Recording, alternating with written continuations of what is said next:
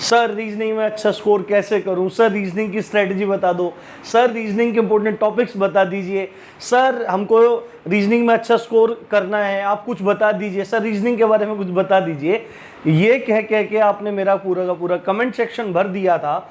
और जिस पे भी सबसे ज़्यादा डिमांड होती है, जिस टॉपिक की सबसे ज़्यादा डिमांड होती है, मुझे भी लगता है कि वास्तविकता में आपको यूपी पुलिस सब इंस्पेक्टर के लिए वो चीज़ नीडेड है और वो मुझे बनानी चाहिए। तो मैं आपके लिए समय निकालकर आज एक बहुत अच्छी स्ट्रेटजी लेके आया हूँ। इससे पहले मैंने ओवरऑल स्ट्रेटजी दे रखी है और साथ में मैथ्स की भी स्ट्रेटजी मैंने दे दी है, जिनका लिंक मैं आपको आगे चलकर इसी वीडियो में शेयर करने वाला हूँ।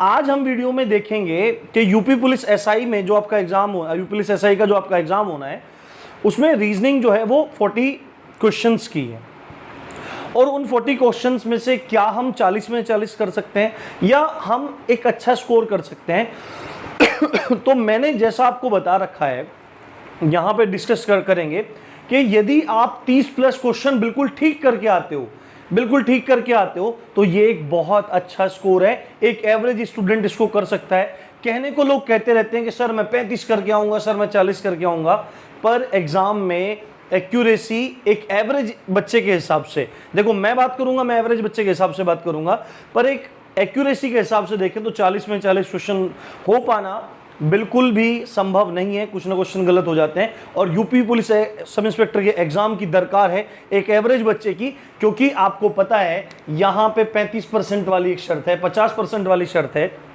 इंट्रो कुछ ज़्यादा लंबा हो गया है, तो चलिए शुरू करते हैं।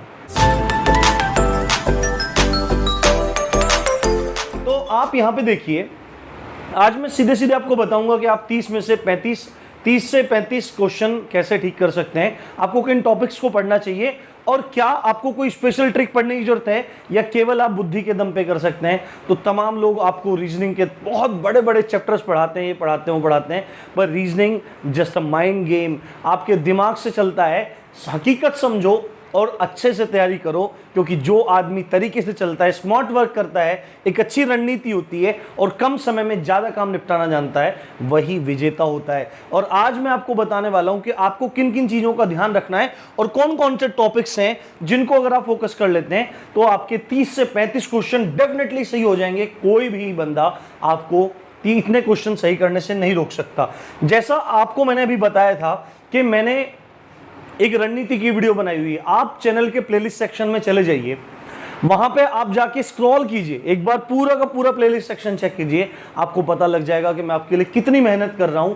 और जो निस्वार्थ है उसमें कोई भी स्वार्थ नहीं, केवल आपका भला हो जाए, यही उसमें स्वार्थ है। एक UP police SI full course के नाम से, यूपी एसआई फुल कोर्स के नाम से पूरा प्लेलिस्ट सेक्शन बना हुआ है, आप उसको क्लिक करके देखेंगे, मूल विधि, संविधान, आपको तमाम तरह की चीजें मिलेंगी। उसमें 6 वीडियो आपको एनालिसिस की मिलेंगी, जो पिछले साल की एनालिसिस है, जो लास्ट टाइम एग्जाम हुआ था उसकी एनालिसिस है सब्जेक्ट वाइज, और एक आपको रणनीति की मिलेगी, एक ओवरऑल रणनीति की मिलेगी जिसकी बात मैं यहां पे कर रहा हूं, और एक आपको मिलेगी उसमें वीडियो मैथ की, और उसमें ये तीसरी वीडियो आज ऐड होने जा रही है। बाकी हिंदी और जीएस की भी मैं आपको रणनीति दूंगा। मैं चाहता हूं कि आपका चयन हो जाए। अगर आप इन चीजों को फॉलो करते हैं तो आपको निकालने वाला एग्जाम में कोई नहीं होगा।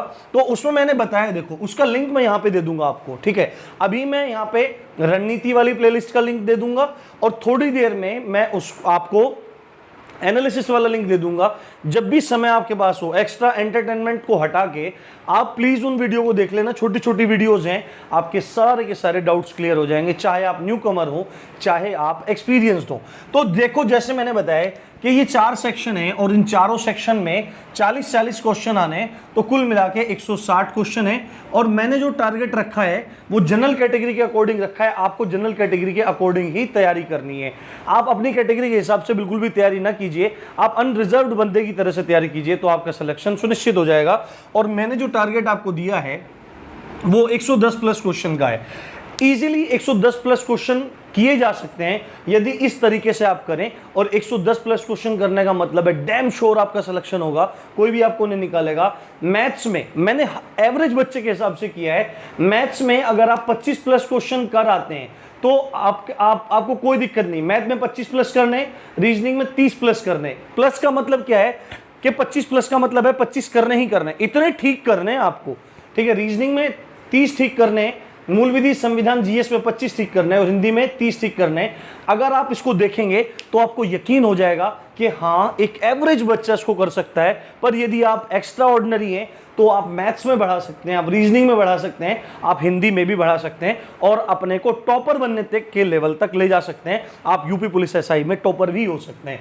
तो इसमें देखो, यदि आप 25 प्लस क्वेश्चन करके आते हैं तो 2.5 नंबर का एक क्वेश्चन है 62.5, 30 के हिसाब से 75, 25 के हिसाब से फिर से 62.5 और 30 के हिसाब से 75। ये नंबर आपके बनेंगे और हर सब्जेक्ट में 35% लाने हैं, यानी कि 100 नंबर का एक सेक्शन है, उसमें 35 नंबर लाने, जिसमें से ही चारों के चारों नंबर बहुत ज़्यादा हैं। आपकी 35% वाली जो शर्त है वो आपकी फुलफिल हो रही है, कोई भी दिक्कत नहीं है।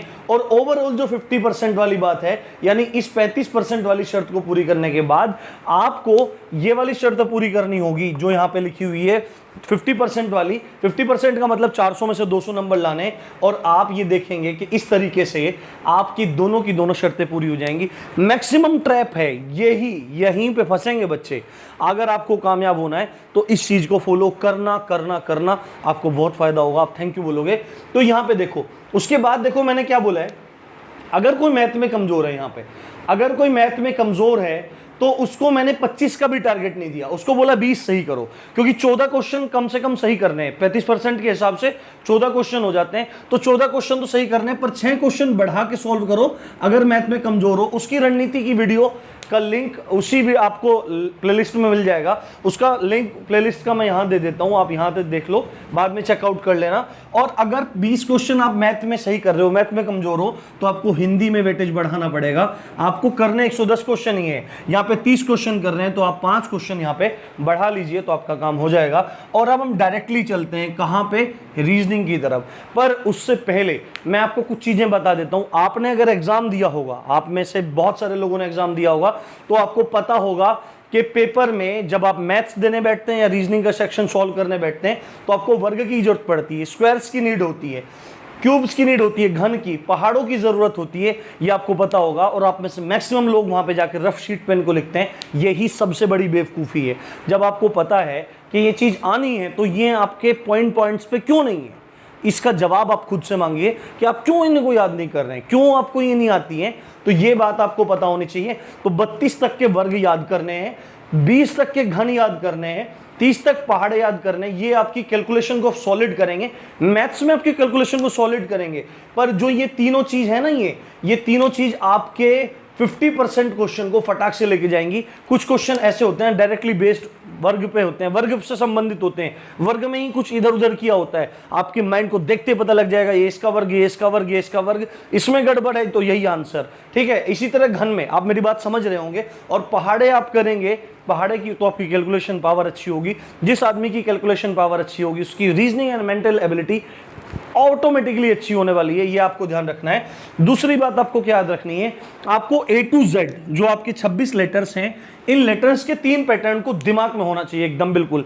कोई भी इजोटी बिजोटी ये सब चीज बकवास, फलाना ढिमका, पता नहीं क्या क्या आपको पढ़ा दिया लोगों ने। एक बात बताओ, जिंदगी कोई ट्रिक नहीं होती है, चीजों को पढ़ो, इतना अभ्यास करो कि वो आपकी उंगलियों पे हो।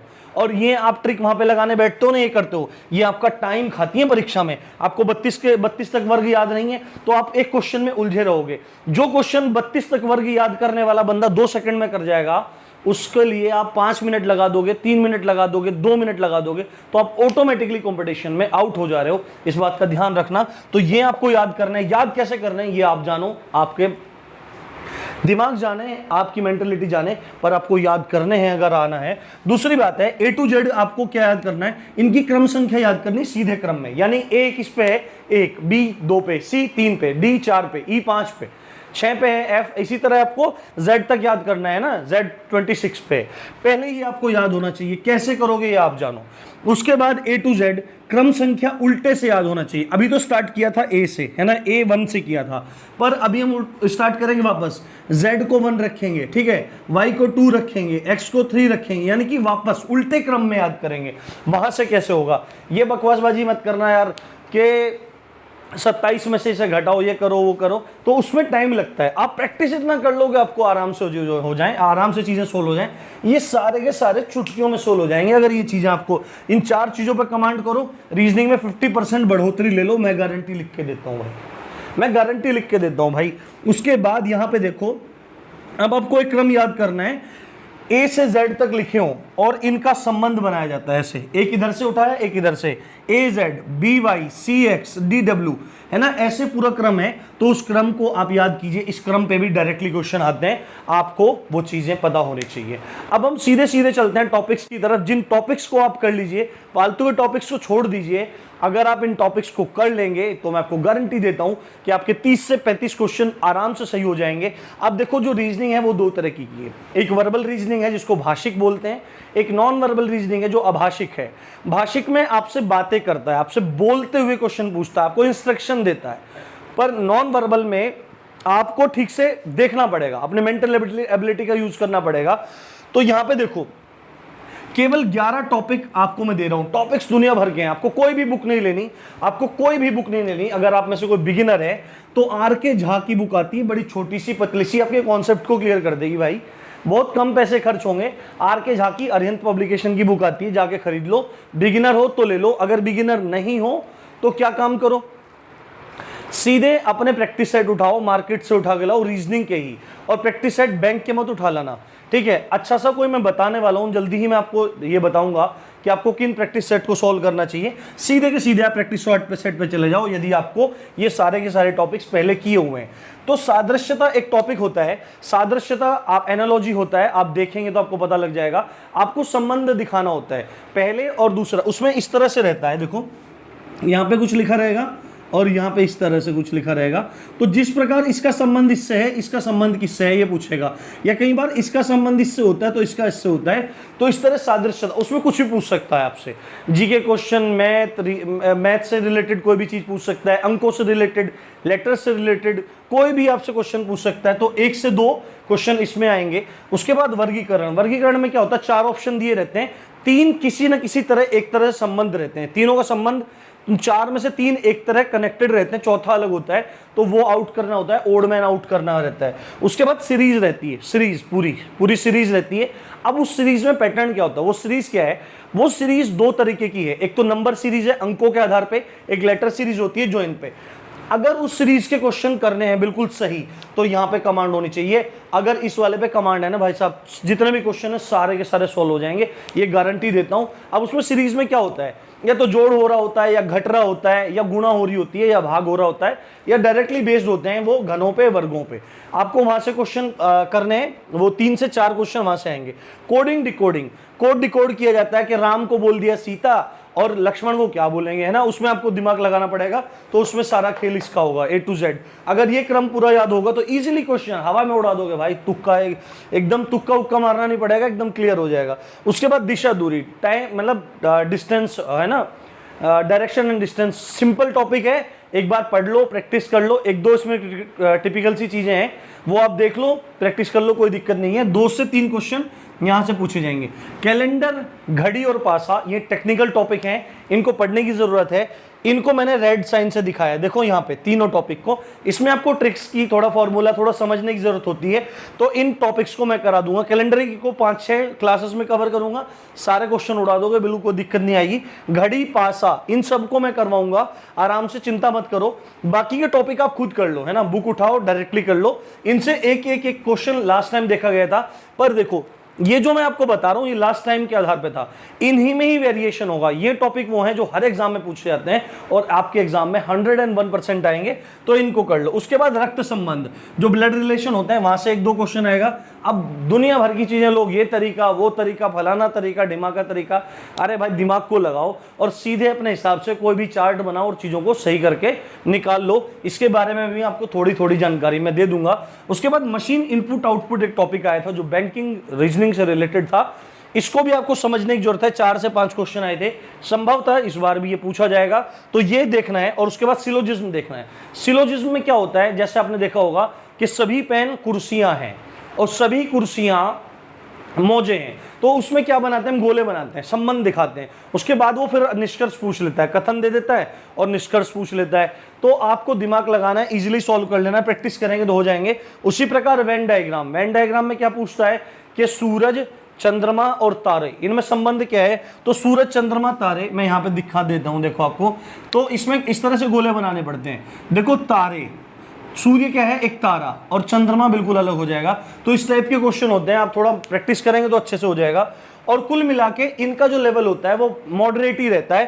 तो मैं मैक्सिमम यहाँ पे क्या आपको दिखा रहा हूँ, 26 क्वेश्चन, 25-26 क्वेश्चन आप इन 11 सेक्शन से कवर कर सकते हैं। ज्यादा भी आ सकते हैं 1-2 क्वेश्चन, और 1-2 क्वेश्चन कम भी आ सकते हैं, पर ऑन एन एवरेज 25 क्वेश्चन के आप आसपास आप यहाँ से देख सकते हैं। उसके बाद नॉन वर्बल, नॉन वर्बल में पेपर फोल्डिंग, पेपर को फोल्ड कर देता है और खोलने के बाद पूछता है कि कैसी आकृति है या बंद होके कैसा दिखेगा। वो आप ध्यान से लगाएंगे, दिमाग को ध्यान से लगाएंगे तो आपका क्वेश्चन सॉल्व हो जाएगा, कोई दिक्कत नहीं। उसके बाद पेपर कटिंग, पेपर को किसी भी डिजाइन में मोड़ देता है, काट देता है, खोलने के बाद कैसा दिखेगा वो आपको बताना होगा। उसके बाद एम्बेडेड फिगर, छिपी हुई संरचना, ऊपर एक संरचना दे देगा, कोई भी चित्र आकृति दे देगा और उत्तर में पूछेगा कि इनमें से किसमें छिपी हुई है, तो आप ध्यान से देखेंगे वो भी सोल्व हो जाएगा। और एक काउंटिंग फिगर कि कितने त्रिभुज हैं, कितने वर्ग हैं, ये सब पूछता है ना। तो ये काउंटिंग फिगर है, ये टॉपिक आता है। इन चारों टॉपिक्स में से मिला के आपको लगभग 7 क्वेश्चन के आसपास देखने को मिलेंगे। और ऊपर और नीचे के टॉपिक्स जो आप मिलाएं तो इन जोड़ दें इनको, तो लगभग 33 क्वेश्चन आपको यहां से देखने को मिलेंगे, जो 30 से 35 प्लस आपको नंबर दे सकते हैं। पर इन टॉपिक्स में आपकी मास्टरी होनी चाहिए। इनमें से कोई भी क्वेश्चन आए तो छूटना नहीं चाहिए, बिल्कुल भी दिक्कत नहीं है। अगर आप इस चीज को फॉलो कर रहे हैं और मेरे बताए हुए इन तरीकों को फॉलो कर रहे हैं तो 30 प्लस क्वेश्चन आपके कहीं नहीं जाएंगे, ये मैं गारंटी देता हूं। पर ईमानदारी से मेहनत होनी चाहिए, ये आपको देखना है। अब इसमें से 5 टॉपिक हैं, कैलेंडर, घड़ी, पासा, मशीन इनपुट आउटपुट और काउंटिंग फिगर। इनकी मैट्रिक आपको दूंगा, बाकी जो मुझे जरूरी लगेगा तो मैं मोटा मोटा आपको जानकारी इनके बारे में दे दूंगा, इसमें आपको चिंता करने की बात नहीं है। अब प्रैक्टिस सेट आप कोई भी देख लीजिए, पर सेक्शनल देख लीजिए। उम्मीद है आपको आज की स्ट्रेटजी पसंद आई होगी। वो जो वीडियो जिनके लिंक मैंने पहले दे दिए हैं उनको आप जरूर देखें खोल के। एक एनालिसिस वाला है, वो आपको बताएगा कि कौन से टॉपिक से कैसे क्वेश्चन पूछे जा रहे हैं, क्या लेवल रहा था, वो मैंने बहुत मेहनत से तैयार किया है। और साथ में ये स्ट्रेटजी वाली वीडियो है, एक तो ओवरऑल स्ट्रेटजी है जो ये इसको व्यक्त कर रही है पूरी की पूरी को, और तो ओवरऑल स्ट्रेटजी है, साथ में टाइम टेबल भी मैंने दिया है कि आप 7 से 8 घंटे पढ़ के भी आराम से एग्जाम को क्वालिफाई कर सकते हैं, पर 7 से 8 घंटे पढ़ाई ही होनी चाहिए। और साथ में आपको मैथ्स और रीजनिंग, मैथ्स की दे रखी है, रीजनिंग की आज दे दी है, जीएस और हिंदी की भी जल्दी ही प्रोवाइड करवाऊंगा। उम्मीद करता हूं आपको चीजें पसंद आई होंगी। आप देख रहे थे राम जी की पाठशाला, मैं हूं राम भारद्वाज। जय हिंद, जय भारत।